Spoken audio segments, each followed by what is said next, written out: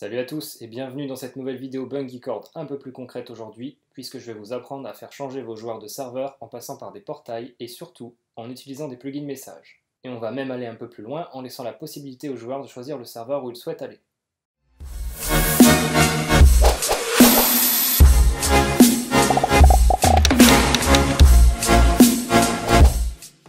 La semaine dernière, en faisant la vidéo, je me suis aperçu en terminant le montage que c'était sympa de montrer tous les plugins messages de BungyCord, mais que vous n'aviez pas d'application concrète. On avait même parfois l'impression qu'on ne faisait qu'exécuter des commandes, alors qu'en fait, on communiquait réellement avec BungyCord. Du coup, aujourd'hui, je me suis dit que j'allais vous faire une petite mise en application pour vous montrer un exemple de ce qu'on peut faire avec les plugins messages. On va créer un plugin qui va demander à un joueur où il souhaite aller sur le réseau via une pancarte, on affichera même le nombre de joueurs sur la pancarte, et quand il passera par un portail, on le connectera sur le serveur demandé sur la pancarte. Dans cette vidéo, on va principalement utiliser ce qu'on a vu dans la précédente vidéo, mais on va aussi utiliser les events de Spygot. Si vous ne savez pas comment ils fonctionnent, je vous laisse cliquer sur la petite fiche en haut à droite. Allez, on passe tout de suite à la pratique. Je vous ai préparé un bout de code pour que la vidéo dure moins longtemps, et puis parce que je pense que vous commencez à avoir un peu l'habitude de faire ce que j'ai préparé. Donc autant passer aux choses sérieuses tout de suite. Alors j'ai enregistré 4 listeners d'event ici. Le Player Interact Listener, pour pouvoir réagir avec la pancarte. Le Player Move Listener, parce qu'on va pouvoir du coup checker si le joueur passe un portail ou non. Le Player Portal Listener, donc ça sert à justement checker si le joueur passe un portail ou non, sauf on ne va pas s'en servir ici. On va justement l'annuler, on va le faire tout de suite d'ailleurs. Event.setCancel, true. On va l'annuler pourquoi? Parce qu'on va utiliser le Player Move Listener pour pouvoir en fait passer instantanément dans les portails, sans devoir attendre un délai que le portail charge en fait.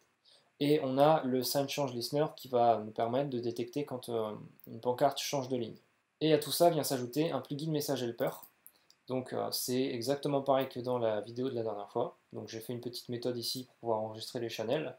J'ai fait une méthode, j'ai repris la même que la dernière fois d'ailleurs, pour envoyer un plugin message. C'est strictement la même. Et il y a une méthode ici pour pouvoir recevoir les plugins messages. Donc cette méthode-là, on la modifiera tout à l'heure. Et bien sûr, il y a donc du coup le plugin avec l'exemple de Java plugin et vous avez une instance du plugin ici. Voilà.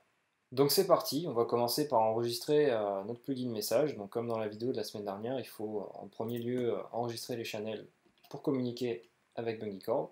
Donc moi je l'ai dit, j'ai mis un plugin message helper. Donc j'ai juste à faire plugin message helper point register channels et il faut passer le plugin et le plugin saisisse. Une fois qu'on a fait ça, on va partir directement dans le Player Move Listener et on va se servir de l'event onPlayerMove pour détecter quand un joueur va passer un portail ou non. Alors, on ne va pas, bien sûr, déclencher le check du portail à chaque déplacement. Parce que un Player Move Event, il est déclenché quand vous tournez votre tête, quand vous tournez votre corps, ou quand vous avancez d'1 millimètre. Nous, ce qu'on veut vérifier, c'est quand un joueur se déplace d'un bloc. Comme ça permettra d'économiser des calculs sur le serveur. Ce qu'on va faire déjà, c'est récupérer les deux locations. Donc, final, location from égale event.getFrom. Voilà. On importe la classe location. En bloc location, c'est bon. Ensuite, final, location to égale event.getTo. Donc là, on a les deux endroits de là où on part et de là où on va arriver. Donc ce qu'il faut qu'on fasse, c'est déterminer si on a bougé d'un bloc. Donc pour savoir ça, on va se faire une petite fonction private boolean as moved one block. Et on va prendre en paramètre location from location to. Donc pour savoir ça, il suffit juste de regarder les blocs qui correspondent aux deux locations et regarder si les locations sont similaires ou non. Ou alors on pourrait faire une comparaison entre les x, y, z, mais on va faire la première solution, c'est la plus simple. Donc pour faire ça, on a juste à faire un final location bfrom, donc c'est le bloc correspondant, est égal à from.getWorld.getBlock at, donc là on met l'allocation, from, encore une fois. Donc là on va juste prendre le bloc qui a l'allocation où on est, et .getLocation. Voilà, donc là ça permet en fait de enlever les rotations par exemple. On fait exactement pareil avec l'allocation to, donc le bloc to. Voilà, on passe bien les bonnes locations. Et ensuite, il suffira juste de déterminer si les deux locations sont égales ou pas. Donc pour faire ça, on fait return bfrom.equals b2. Et il faut retourner l'inverse de ça. Voilà, parce que si on a bougé d'un bloc, les deux locations ne seront pas égales. Une fois qu'on a cette petite fonction, on a juste à la déclencher au bon moment. Donc on directement vérifie si on a bougé d'un bloc. Donc from to. Alors, dans ce cas-là, on peut vérifier si on est sur un portail. Donc pour ça, on a juste besoin de regarder le bloc correspondant à la location to, final location, donc là où on va, final bloc, pardon, final bloc, bloc to, est égal à to.getWorld.getBlockAt to. Voilà. Donc on a le bloc qui est à l'endroit où on va. Et on a juste à regarder si on est dans un portail. Donc if block2.getType, donc le type de bloc, .equals material.portal. Voilà, on est dans un portail. Donc là, on fera les calculs nécessaires après pour déclencher la téléportation vers un autre serveur. Donc là, ce qu'on va faire maintenant, c'est qu'on va créer un système pour pouvoir définir des pancartes et les relier au système de portail. Donc on va utiliser le sign change event ici pour pouvoir en fait déterminer le moment où les lignes d'une pancarte changent, quand on est en train d'éditer une pancarte. Si on édite une pancarte, on regardera si le joueur il a les permissions pour pouvoir créer une pancarte de type portail, et on va créer cet objet pancarte. Donc déjà on commence à regarder si la première ligne de la pancarte, donc event.getLine, égale à portail. On va mettre portal en anglais. Voilà. Et ensuite, on peut récupérer le joueur qui est en train d'éditer la pancarte. Donc final player égale event.getPlayer. Donc je vais importer player. Hop. Et on peut regarder du coup si le joueur il est OP. If player.isOP. Alors ici, on va pouvoir déterminer notre pancarte. Donc pour déterminer notre pancarte, on va créer un petit objet ici. On va faire une pancarte spéciale qui va pouvoir en fait avoir la liste des serveurs, le nombre de joueurs des serveurs et l'objet pancarte en question de Bukkit. Donc on va faire une nouvelle classe ici qu'on va appeler portal sign. Donc ça sera une pancarte reliée à notre portail. Cette classe, on va sauvegarder l'endroit de la pancarte de Minecraft, donc la vraie pancarte. Donc on va appeler private location sign location. Donc je vais importer location, import org Bukkit. Et on va avoir besoin d'une liste, donc une liste de serveurs. Donc ça sera des strings, des chaînes de caractères qu'on va appeler servers. Donc on importe ArrayList. Et on va avoir besoin de déterminer sur quel index de serveur la pancarte elle est définie. Parce qu'on ne va pas afficher la liste des serveurs d'un coup sur la pancarte, il n'y a pas assez de place. Donc on va afficher un serveur, donc on va par exemple mettre la ligne 2 avec le nom du serveur et la ligne 3 de la pancarte avec le nombre de joueurs. Et quand on fera un clic sur la pancarte, on changera de serveur sur la pancarte. Donc il nous faudra un index pour savoir vers quel serveur on pointe dans la liste de serveurs. Donc on va l'appeler int current index et on va le mettre à 0. On commence à 0. Donc on fait le constructeur de la portal sign, public portal sign.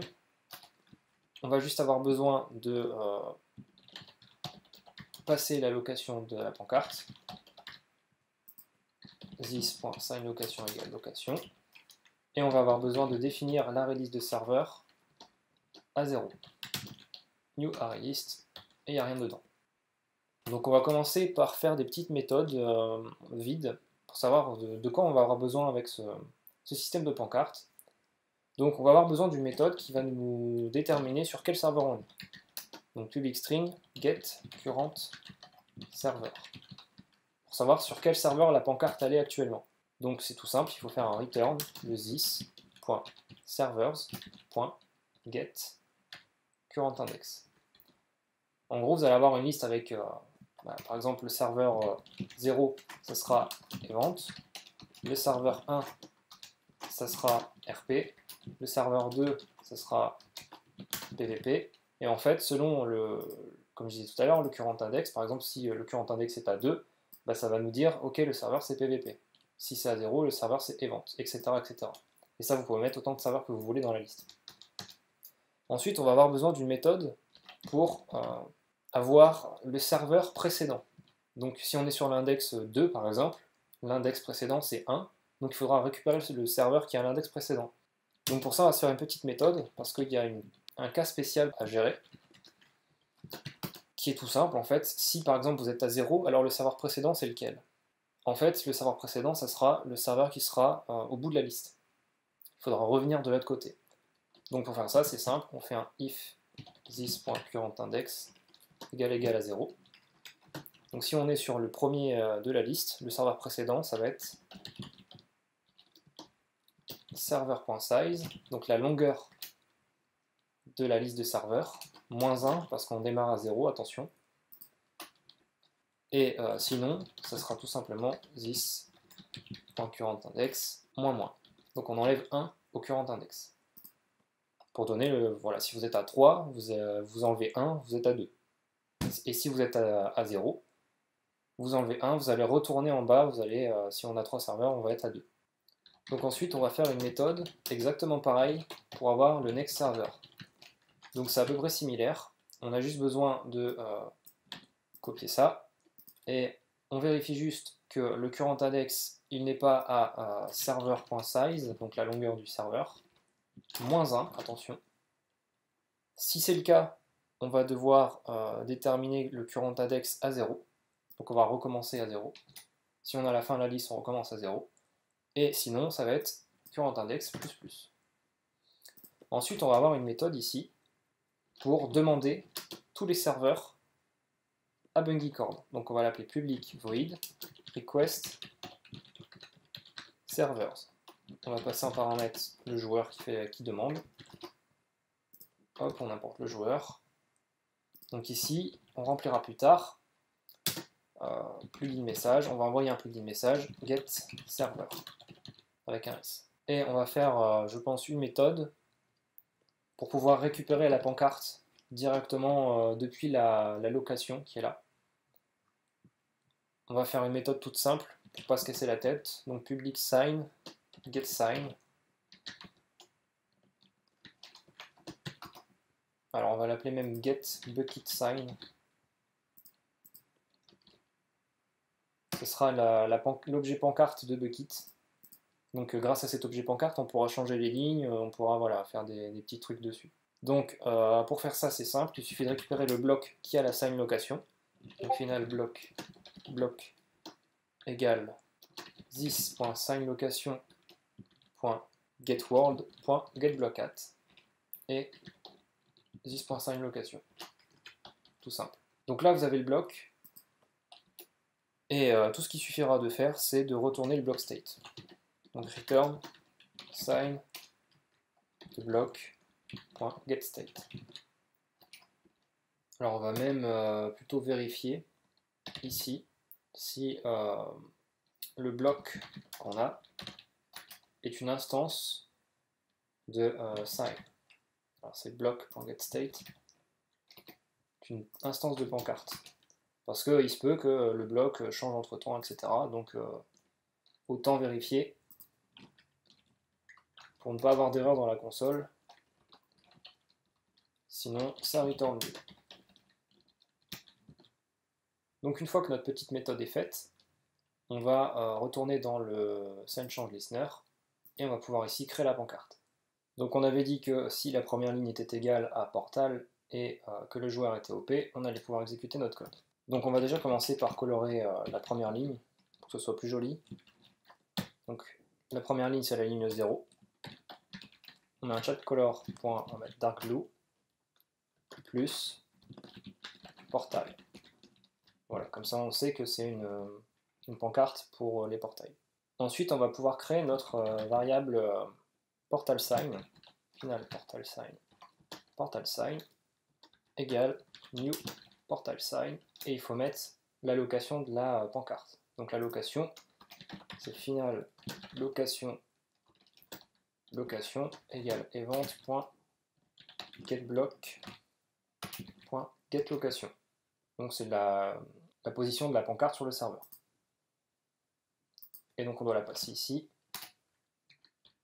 dans notre portal sign.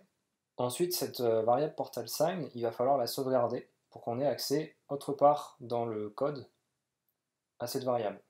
Donc pour faire ça, je vous propose de la mettre dans le plugin directement, vu que de toute façon c'est un plugin de test et qu'il n'y aura qu'une seule pancarte, on va la mettre directement ici. Mais en général, dans les trucs comme ça, on fait un manager et puis on stocke les pancartes dans un manager. Donc private portal sign. Alors je vais pas le mettre en final parce que ça va changer. On va le mettre à nul. Voilà, et on va faire un getter. Hop. On va aussi faire un setter pour la variable. Hop. Et on peut retourner dans notre site change listener pour pouvoir définir la variable. Donc on fait un plugin .getInstance, alors c'est instance tout court puisqu'il est public, set portal sign. Donc ça c'est uniquement pour avoir accès à notre variable juste après. Donc ce qu'on devrait faire maintenant, c'est dès qu'on va mettre une pancarte en tant qu'administrateur avec le portal, il faut qu'on récupère la liste des serveurs pour le mettre dans la pancarte. Donc je vous propose d'utiliser la petite méthode qu'on a faite tout à l'heure, portal sign.requestServer et player. Alors cette méthode requestServer, il faut qu'on la complète maintenant. Donc pour faire ça, on a juste à envoyer un plugin message. Donc on va utiliser le plugin message helper, .sendPluginMessage, player, le sous-channel c'est getServers, et les arguments il n'y en a pas, donc on va mettre un new string vide. Donc là si on récapitule, on va faire la pancarte, ça va envoyer un message de getServers, et du coup ça va répondre par le message dans le plugin message helper, donc ici. Donc ici on doit faire nos petits byte array input stream. Alors je vais le faire vite fait. Final byte array data input in égale byte stream point new data input bytes. Voilà. Et on fait un final string sub égale à in.readUTF. Ensuite, on fait un if sub.equals getServers. Donc si on a la réponse de getServers, alors on va faire un final string servers égale, ça va être un in.readUTF.split. Donc c'est comme la dernière vidéo, virgule espace. Et ensuite c'est là qu'on va avoir besoin de notre petite variable portal sign, donc on doit la récupérer. Donc ce que je vais faire, c'est que je vais mettre un final portal sign, je vais la récupérer ici, égale plugin.instance.getPortalSign. Et donc ici, on peut faire un portal sign. Et là, on va devoir coder une fonction, du coup.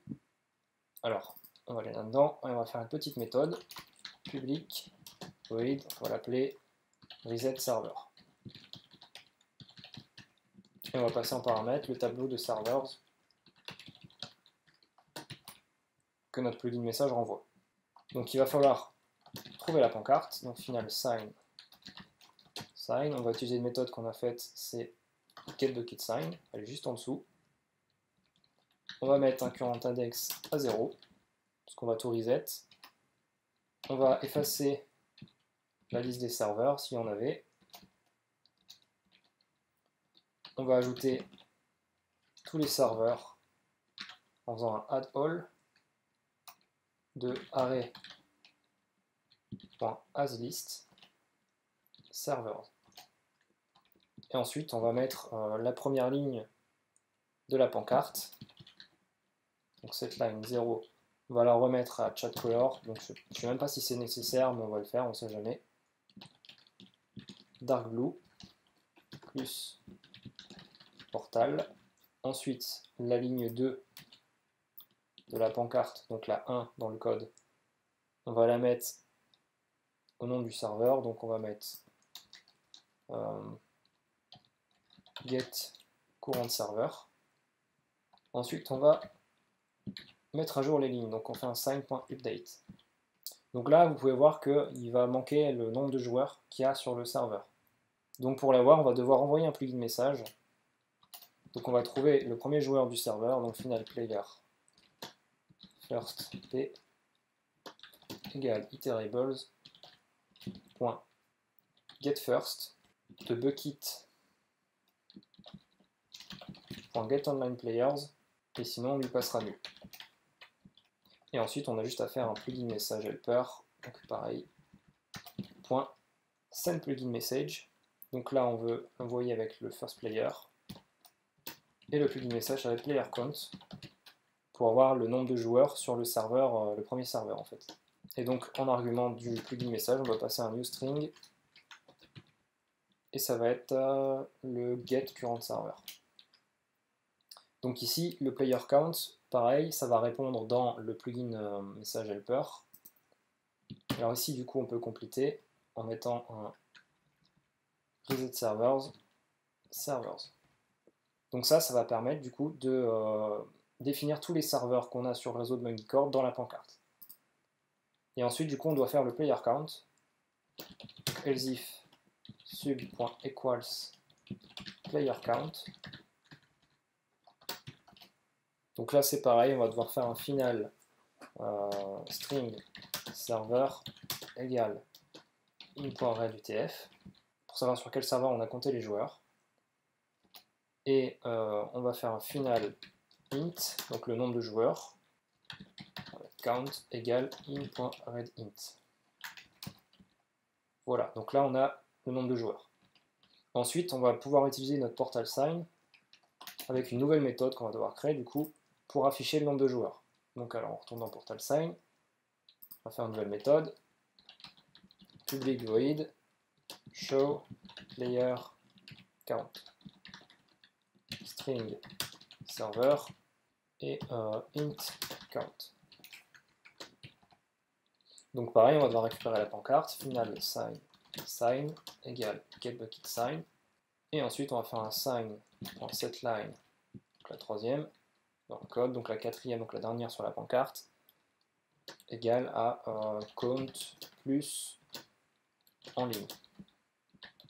Bon, après vous mettez ce que vous voulez. Et on termine par un sign.update. Donc là c'est parfait, il n'y a plus qu'à terminer ici, portal sign.showPlayerCount du serveur et du nombre de joueurs. Voilà. Donc là techniquement, si on se connectait sur le serveur, qu'on posait une pancarte, en écrivant entre crochets portal, la pancarte deviendrait bleue et il y aurait une requête qui serait faite avec les serveurs qui sont présents sur le réseau. Ça serait mis dans un tableau dans la pancarte, et ensuite il y aurait pour le premier serveur le nombre de joueurs qui sera affiché à la dernière ligne. Maintenant il nous reste deux choses à faire. Il faut qu'on puisse changer de serveur sur la pancarte, et il faut qu'on puisse passer dans le portail et envoyer un message de connexion. Donc on va commencer par le portail, parce que c'est plus simple à faire, on va finir de compléter ici. Donc il suffit juste de récupérer la pancarte, donc final portal sign égale plugin.instance.getPortalSign. Ensuite on va faire un final string server égale portalsign.getCurrentServer. Donc là on a le serveur où on veut aller. Donc maintenant, il suffit juste de déclencher ça quand on passe dans le portail, donc on est déjà dans la condition. Il suffit de faire un plugin message helper.sendPluginMessage.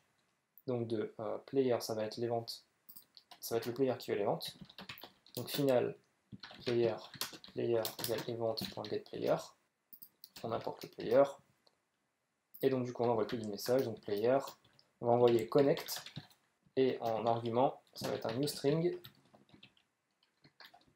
Et le nom du serveur, ça va être serveur. Voilà, donc là, maintenant on peut passer dans le portail. Il nous reste une dernière chose à faire, c'est de pouvoir changer l'endroit où on veut se connecter avec la pancarte. Donc pour ça, on va faire des clics droits pour aller en arrière, des clics gauche pour aller en avant. Donc on va dans la classe Player Interact Listener, qui regroupe en fait les événements quand vous allez interagir sur le serveur. Et on va commencer par vérifier si l'interaction qu'on fait, donc alors on va faire un final action égale event.getAction pour récupérer l'action d'interaction qu'on fait. Et on va vérifier du coup que cette action, ce soit un clic sur un bloc et pas sur l'air.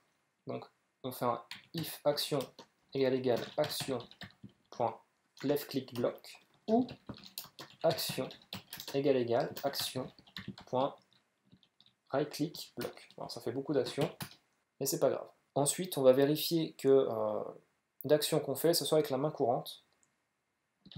Parce que maintenant, depuis la 1.10, je crois, ou 1.11, je sais plus, on a deux mains. Et donc, du coup, à chaque fois qu'on fait un clic, ça se déclenche deux fois. Donc, si on ne veut pas switcher de serveur deux fois en faisant qu'un seul clic, il faut qu'on vérifie que ça soit avec une seule main. Donc, on fait un if event.getEnd égale. Alors, ça va être equipmentslow.end. Donc, ça, c'est la main courante. Si vous voulez l'autre main, par exemple, bon là, ça n'a aucun intérêt, mais si vous êtes droitier et que vous voulez la main gauche, c'est off-end. Voilà, mais on va laisser la main normale. Donc si on fait avec la main normale, on va vérifier que le clic qu'on a fait, c'est bien sur une pancarte, déjà.